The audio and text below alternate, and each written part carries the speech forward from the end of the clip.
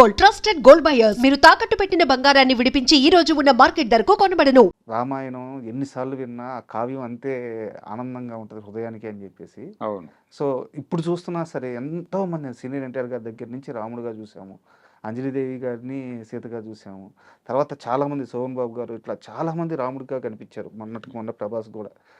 అయినా మళ్ళీ కొత్తగా ఉంది, మళ్ళీ ఆనందంగా ఉంది అంటే ఒక రకంగా తృప్తినిచ్చినటువంటి గ్లిమ్సే ఇది. సార్. ఏ విధంగా తృప్తినిచ్చిందంటే ఈ మధ్య కాలంలో మనం ఒక ప్రయత్నం చూసాం 'ఆదిపురుష్' అనే పేరుతో. సార్ 'ఆదిపురుష్' అనే సినిమా గ్లిమ్స్ దగ్గర నుంచే కొంచెం భయపెట్టిన పరిస్థితి ఉండింది. సార్ అయితే ఇది అలాంటి భయాన్ని కలిగించలేదు. అంటే ఆహార్యానికి సంబంధించి, గెటప్పులకు సంబంధించి కూడా కేర్ తీసుకున్నారు కరెక్ట్ అని అర్థమైంది. సార్. అంటే జనరల్‌గా పౌరాణిక చిత్రాలకు సంబంధించి ఒక రెఫరెన్స్ ఉంది. మీరు క్యారెక్టర్లుగా చూపిస్తూ కథని క్రిటికల్‌గా తీసుకెళ్ళినా తప్పు లేదు. అంటే మీరు కంటెంట్‌లో క్రిటికల్‌గా వెళ్ళండి, తప్పు లేదు. కానీ క్యారెక్టర్లని అపహాస్యం చేయకండి. సార్ ఇది పద్ధతి. ఇది ఎన్టీ రామారావు గారు డైరెక్టర్‌గా ఫాలో అయిన సూత్రం. ఆయన తీసిన సినిమాల్లో కొంత ద్రవిడ కోణం ఉంటుంది. సార్ అంటే ఆయన వాంటెడ్‌గానే కొంచెం పెరియార్ ఐడియాలజీ అవి కూడా సినిమాల్లోకి పట్టుకొచ్చాడు. పట్టుకొచ్చి రాముడు ఆర్యుడని, ఇది ఆయన ద్రవిడ భూమిని ఆక్రమించటానికి వచ్చిన వ్యవహారమని ఓపెన్‌గా ఒక సినిమాలో డైలాగ్ చెప్పేసాడు ఆయన. రామారావు గారు. చెప్పాడు. రికార్డెడ్‌గా ఉంది. యూట్యూబ్‌లో కూడా చూడొచ్చు అది. 'శ్రీరామ పట్టాభిషేకం' అనే సినిమాలో రావణ పాత్ర డైలాగ్ అది. సార్ ఆ మునిమృత్యుల ప్రేరణతో ద్రవిడ జాతిని అంతం చేయటానికి వచ్చిన ఆర్యజాతి ప్రతినిధిగా రాముడిని చూస్తున్నానంటాడు ఆయన. అలాంటి డైలాగ్ పరమైనటువంటి ఎక్స్‌ట్రీమ్ ధోరణులు ఉండేవి. అయితే ఎక్కడ క్యారెక్టర్ ఆహార్యానికి సంబంధించి, దాని నడవడికకి సంబంధించి రెడిక్యూల్ చేసేటువంటి ప్రయత్నం చేసేవాడు కాదు. కరెక్ట్. రాముడి పాత్ర అంతే గౌరవప్రదంగాను చూపించేవాడు ఆ క్యారెక్టర్ నడిచినంత సేపు. సార్ అలాగే ఆయన 'సీతారామ కళ్యాణం' సినిమా చేసినప్పుడు కూడా రావణ పాత్ర తాను వేసి, రాముడి పాత్రని కావాలని హర్నాథ్ గారితో చేయించాడు. సార్ చేయించి ఆ క్యారెక్టర్ స్ట్రెచర్‌ని ఇబ్బంది పెట్టడు. కాకపోతే తనకున్న విమర్శని మాట్లాడతాడు. అది వేరే గొడవ. అందుకని 'ఆదిపురుష్' అనే సినిమా ఏం చేసిందంటే రెడిక్యూల్ చేసింది. క్యారెక్టర్స్‌ని అపహాస్యం చేశారు. సార్ రావణ పాత్ర ఒక సీన్‌లో ఒక వెల్డింగ్ దీనిలో నుంచి మనకి మంటలొస్తాయి కదా ఇలాగా. సార్ అలాంటి పైప్ ఒకటి పట్టుకొని ఒక ఫైట్‌లో కనిపించటం లాంటి విన్యాసాలున్నాయి.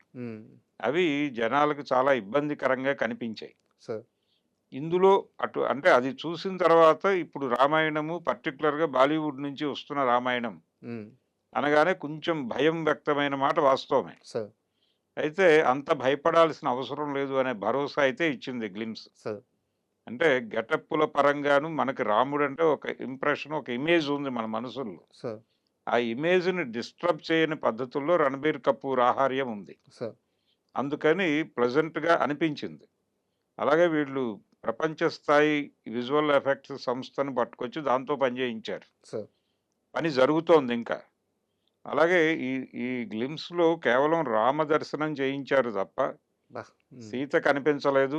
అవును. అలాగే హనుమత్ జయంతి సందర్భంగా అన్నారు గానీ హనుమంతుడు కనిపించలేదు. సార్ అలాగే రావణ పాత్రను కూడా వెనక నుంచి అలా చూపించారు. చూపించారు గానీ ఫ్రంట్ పోర్షన్ రివీల్ చేయలేదు. అవును.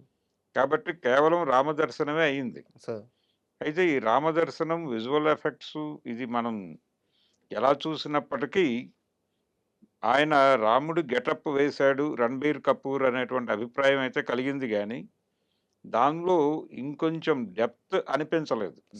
రావాల్సినటువంటి డెప్త్ దీనికి ఉన్నటువంటి నిడివి రీత్యా కూడా అనిపించి ఉండకపోవచ్చు అనుకుంటున్నాను నేను. ఈ గ్లిమ్స్‌కి ఉన్నటువంటి పరిధి రీత్యా.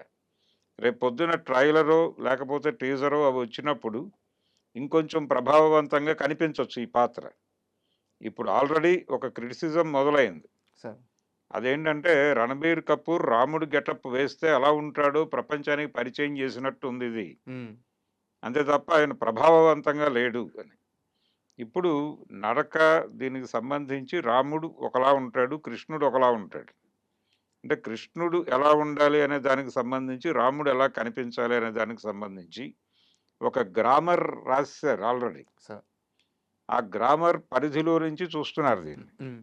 అలాగే బాలీవుడ్ నుంచి ఇలాంటి సినిమాలు తీయటం చాలా కష్టం అనే అభిప్రాయం చాలా మందిలో ఉంది. కానీ రామానంద సాగర్ తీసినటువంటి రామాయణం అనేటువంటి టీవీ సీరియల్ అద్భుతమైన విజయం సాధించింది అవును. అనేది మనం మర్చిపోకూడదు. సో ప్రయత్నం చేస్తే, అంటే ఇక్కడ ప్రాంతీయ రాముడు కాదు, భారతీయ రాముడు కావాలి. భారతీయ రాముడు అని ఎందుకు అంటున్నానంటే, మొత్తం దేశం వ్యాప్తంగా రాముడిని కనెక్ట్ చేసుకునేటువంటి ప్రతి ఒక్క ప్రాంతం వారు తమ రాముడిగా అనుకునేటట్లుగా ఆ డిజైన్ ఉండాలి, సార్. ఆహార్యం. ఇంతకు ముందు నార్త్ ఇండియన్స్ ఒక పద్ధతిలోను, హిందీ సినిమాలో రాముడు ఒకలాగాను, అలాగే దక్షిణ భారత సినిమాల్లో రాముడు ఒకలాగాను కనిపించడం అనేది ఒక పరిపాటి ఉండేది. ఇప్పుడు అలా కుదరదు. మొత్తం మార్కెట్ ఒకటే అయిపోయింది. అవును. సో ఈ ఒకటే మార్కెట్లో భారతీయ రాముడిని ఆవిష్కరించాలి. ప్రతి ప్రాంతం వాళ్ళు కనెక్ట్ అవ్వాలి ఆ రాముడితో. అందుకని ఆహార్యానికి సంబంధించిన ఎక్కువ కేర్ తీసుకోవాల్సిన బాధ్యత పడింది వీళ్ళకి. సార్. ఆ బాధ్యతతో పాటు క్రిటిసిజం కూడా అదే లెవెల్లో ఉంటుంది. అందుకని చాలా కేర్ తీసుకుని డిజైన్ చేశారు. అది కనిపించింది అక్కడ. అంటే వాళ్ళు ఎక్కడా కూడా డీవియేట్ అవ్వటమో లేకపోతే క్యారెక్టర్ని రెడిక్యూల్ చేయటం అలాంటి ఛాయల్లోకి వెళ్ళలేదు. కరెక్ట్. సీరియస్గా ఉన్నారు. ఆ సీరియస్నెస్ కనిపించింది గ్లిమ్స్లో. కాబట్టి ఇది టీజర్ వచ్చేసరికి అభిప్రాయాలు మారచ్చు. సార్. రేపు ట్రైలర్ వచ్చాక ఇంకా మారచ్చు. మిగిలిన క్యారెక్టర్లు కనిపించిన తర్వాత ఒపీనియన్స్ చేంజ్ అవ్వచ్చు. అవును. ప్రస్తుతానికైతే అది ఇబ్బంది పెట్టని గ్లిమ్స్గా అయితే మిగిలింది. సార్. అంటే హనుమత్ జయంతి సందర్భంగా గ్లిమ్స్ రిలీజ్ చేస్తూ రామాయణం పట్ల వేరే అభిప్రాయాలు కలిగే పద్ధతిలో అయితే లేదు ఇది. కరెక్ట్. ఆ మేరకు హ్యాపీగా జనాల్ని ఇబ్బంది పెట్టని ఒక గ్లిమ్స్ ఇచ్చినందుకు గాను నితీష్ తివారీని అభినందించాలి ముందు. సార్. రేపు సినిమా ఎలా ఉండబోతోంది అనేది వేరే గొడవ. దాని మీద ఎలాగో అప్పుడు సమీక్షకులు ఆ సినిమాని చీల్చి చెండాడతారు ఎలాగూ. అంటే చాలా సందర్భాల్లో రామాయణం కావచ్చు, భారతం కావచ్చు, అంటే అదే రామాయణం కదా ఎన్నిసార్లు తీస్తారు అనే అభిప్రాయం కూడా చాలామందికి ఉంటుంది. సార్. అంటే ఎవరి కోణం, అంటే ఎవరి దర్శనం వారిదే. అది విశ్వనాథ్ సత్యనారాయణ గారు చెప్పాడు, తిన్న అన్నమే మళ్ళీ తింటున్నాం కదా, చేసిన సంసారమే మళ్ళీ చేస్తున్నాం. కాబట్టి రామాయణం చదివినప్పుడు ఎవరెవరికి ఏమనిపిస్తుందో అది వాళ్ళ రామాయణంలో దర్శనం ఇస్తుంది అని చెప్పాడు ఆయన. అలా దర్శనం ఇచ్చిన సినిమాలు కూడా తెలుగులో వచ్చాయి గతంలో. ఎవరి కోణంలో వారి పద్ధతిలో రామాయణాలు తీశారు. కమలాకర్ కామేశ్వరరావు గారు ఒక పద్ధతిలో తీస్తే, పుల్లయ్య గారు ఒక పద్ధతిలో తీస్తే, రామారావు గారు ఇంకో పద్ధతిలో తీశాడు. ఎవరి ధోరణి వారిదే. బాపు గారు ఒక పద్ధతిలో, బాపు గారి ధోరణి ఒకటి. అంటే అకార్డింగ్ టు టెక్స్ట్ వెళ్ళేవాళ్ళు వాళ్ళు. ఈయన ఆ టెక్స్ట్ మీద క్రిటికల్ అప్రోచ్తో వెళ్ళేవాడు. రామారావు గారు. రామారావు ధోరణి వేరు. ఆయన ఒకసారి కమలాకర్ కామేశ్వరరావు గారి చివరి రోజుల్లో పలకరించడానికి వెళ్ళాడు పరామర్శకి. వెళ్ళినప్పుడు మీరు నేను వెళ్ళిపోయాక ఎవరైనా పౌరాణికాలు అటెంప్ట్ చేస్తారంటారా అని అడిగాడు ఈయన. అడిగితే మీ తరహా పౌరాణికాల నా తరహా పౌరాణికాల అంటే అన్నట్టు ఆయన. అంటే మీరు క్రిటికల్గా వెళ్తారు, నేను అకార్డింగ్ టు టెక్స్ట్ వెళ్తాను. సో నా తరహా పౌరాణికాలు ఉండవంటున్నారా, మీ తరహా పౌరాణికాలు ఉండవంటున్నారా అంటే నాకు అర్థమైంది. నేను సినిమాని క్రిటికల్గా తీస్తాననే మాట వాస్తవం, నేను అంగీకరిస్తున్నాను. కానీ క్యారెక్టర్ని నేను రెడిక్యూల్ చేయను అని చెప్పాడు ఆయన. సో ఆ పరిధి ఉండేది, ఆ గౌరవాన్ని ఇస్తూనే మాట్లాడుకునేవాళ్ళు. కానీ ఆదిపురుష్ అనేది ఇబ్బంది పెట్టింది జనాల్ని. ఇప్పుడు అది లేదు. మీకు నేను స్ట్రైట్గా ఈ సినిమాని అకార్డింగ్ టు టెక్స్టే వెళ్ళే ప్రయత్నం చేస్తున్నాను అనేది నితీష్ తివారీ. యాక్చువల్గా చాలా పెద్ద రిలీఫ్ ఆడియన్స్కి, మేకర్స్కి కూడా, అందరికీ పెద్ద రిలీఫ్. పైగా సార్ ఇది కొంచెం ఖచ్చితంగా గట్టిగా మాట్లాడుకోవాల్సిన అంశమే. 4,000 కోట్ల రూపాయల బడ్జెట్ అంటే అవును, అసలు వింటుంటేనే ఆశ్చర్యంగా ఉంది. ఆశ్చర్యం కలిగించింది. కానీ 4,000 కోట్ల ప్రాజెక్ట్ తాలూకా గ్లిమ్స్ లాగా అనిపించలేదు సార్. ఆ క్వాలిటీ సార్ ఇంకొంచెం ఎక్స్పెక్టేషన్స్ ఉన్నాయి. అప్ టు ది మార్క్ లేదు అనే మాట వాస్తవమే, కానీ ఉన్నదానిలో బెటర్.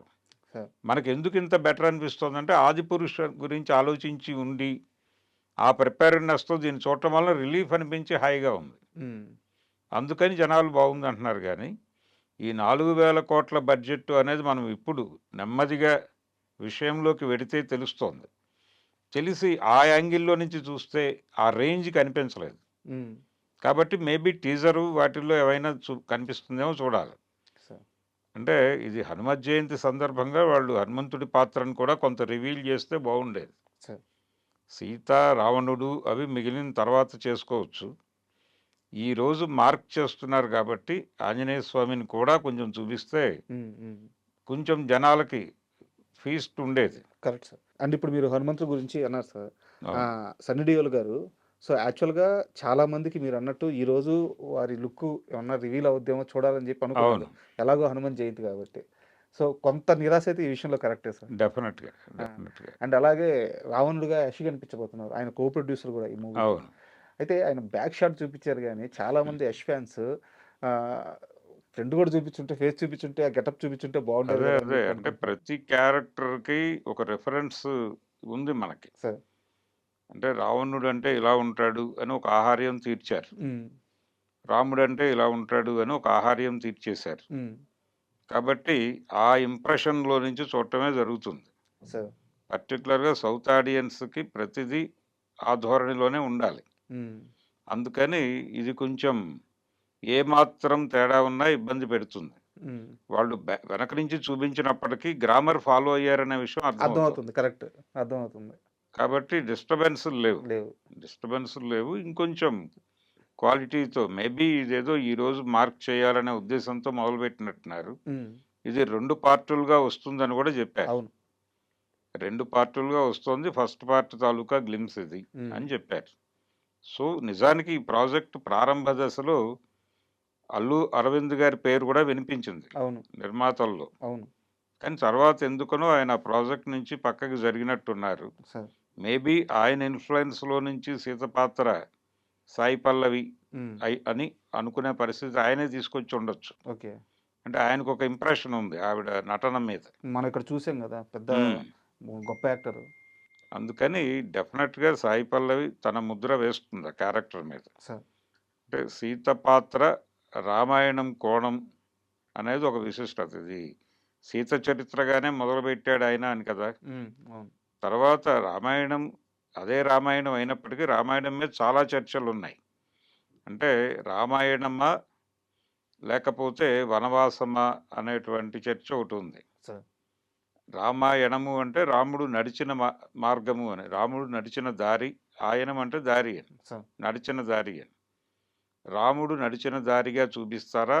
లేకపోతే వనవాసంగా చూపిస్తారా? అనేది ఒక చర్చ ఉంది. సార్.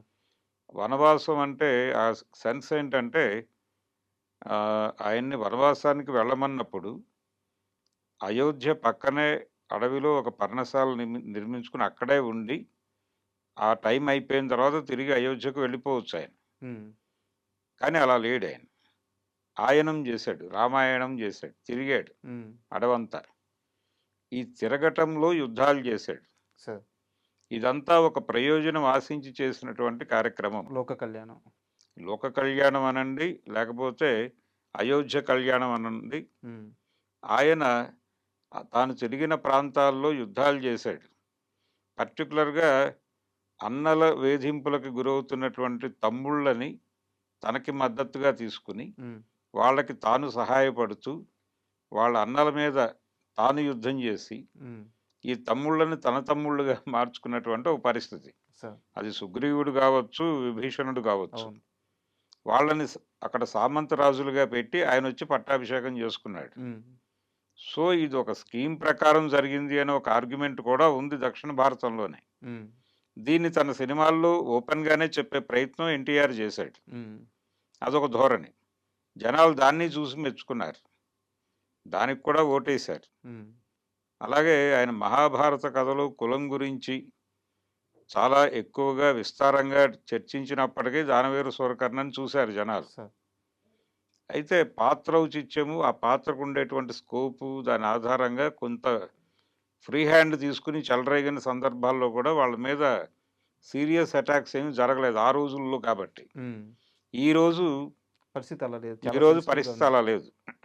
ఏమాత్రం చిన్న డీవియేషన్ ఉన్నా దాడులు జరుగుతాయి. అందుకని ప్రాపర్ కేర్ తీసుకునే దీన్ని హ్యాండిల్ చేస్తున్నారు. అలాగే రామాయణాన్ని ఎన్హాన్స్ చేసే పద్ధతిలో ఈ జనరేషన్కి కనెక్ట్ చేయడం కోసం కామిక్స్, లేకపోతే వీళ్ళు ఏది చూస్తున్నారు పిల్లలు, ఈ జనరేషన్ యూత్ ఎక్కడున్నారు అనేది చూసి ఆ తరహాలో కామిక్స్, వాళ్ళు చూస్తున్నటువంటి ఇతర విజువల్ కంటెంట్ ఆ ధోరణిలో నేను డిజైన్ చేస్తున్నాను అని చెప్పి ఓం రౌత్ దెబ్బేశాడు అప్పుడు. సో ఇప్పుడు అలాంటి ప్రయత్నం కూడా కనిపించలేదు మనకి. అవును. కాబట్టి కొంత రిలాక్స్డ్గానే ఉంది. ఆ మేరకు success. And for more videos, Please subscribe to iDream. Please subscribe to iDream. Please subscribe iDream. And please subscribe to iDream. For more videos, subscribe to iDream. please like, share, and subscribe to the channel. Congratulations, iDream. Subscribe to iDream. Subscribe to iDream. So, subscribe to iDream Media. iDream ki iDream team andarki huge congratulations. Please subscribe iDream Media. Please subscribe to iDream. Subscribe iDream. Please subscribe to iDream. iDream అంటే నా కళల ఛానల్ను subscribe చేసుకున్న నోరు తిరుగుతలేదు, మీరైతే గంట గుర్తు కొట్టండి. For more such videos, please subscribe to iDream. Subscribe to iDream. Please subscribe to iDream. Please subscribe iDream Media. Please do subscribe to iDream. Please subscribe to iDream Media. For best entertainment and information, please subscribe iDream. And don't forget to subscribe to iDream.